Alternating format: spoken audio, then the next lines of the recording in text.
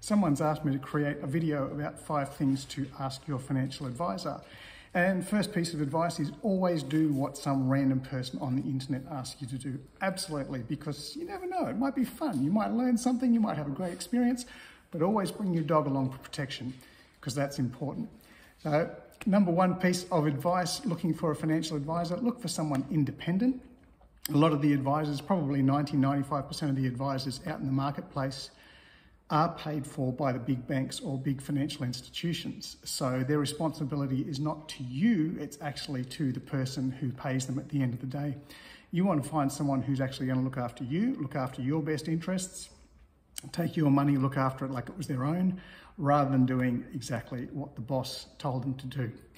Number 2, you want to find someone who has experienced at least one market downturn. When the markets are going well, anybody can make money. It doesn't take a genius to do that. So you want to look for someone who's been in the markets for maybe 7 to 10 years, someone who's actually experienced a couple of downturns, at least one downturn, and knows what to do when things don't go according to plan. Number 3, you want to find someone who's along for the whole journey. So don't find an advisor who's 73 years old and likely to retire or die next Tuesday. On the experience thing, you want to find someone who's actually old enough to have a bit of experience, but not so old that they're going to be disappearing sometime soon. If you do have an older advisor, make sure they've got a succession plan in place. So someone with the same training, education and experience is going to take over when that person leaves. And they can actually look after your investment for the next 20 odd years. Number 4, you want to find someone with a multifaceted approach. Even if you're 100% stocks or 100% bonds, you want to find someone who's got an understanding of property markets, macroeconomics, cryptocurrencies, different fields and different things that are happening in different asset classes, because they all affect each other. They're all connected, and you need to know what effects these are going to have on your portfolio. It is a good idea to diversify, but if you're not going to diversify, at least know what's going on in the other markets.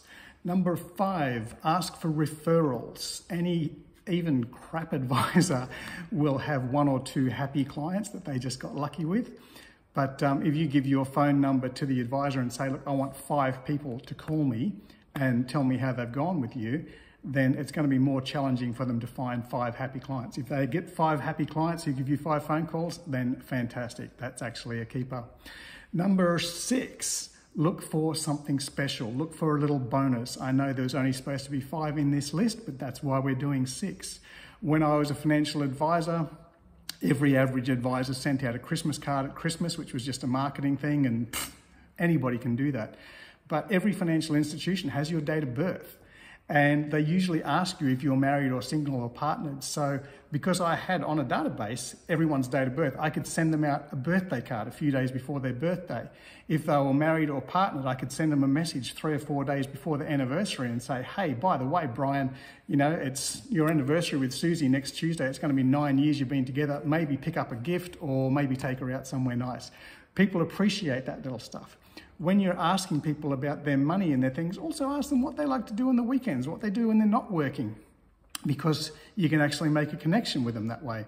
So your advisor should know whether you're into fishing, whether you're into horses, whether you're into fitness, whether you're into these sort of things.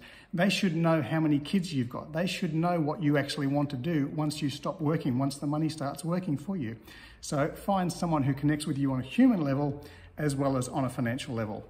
And always take your puppy with you just in case.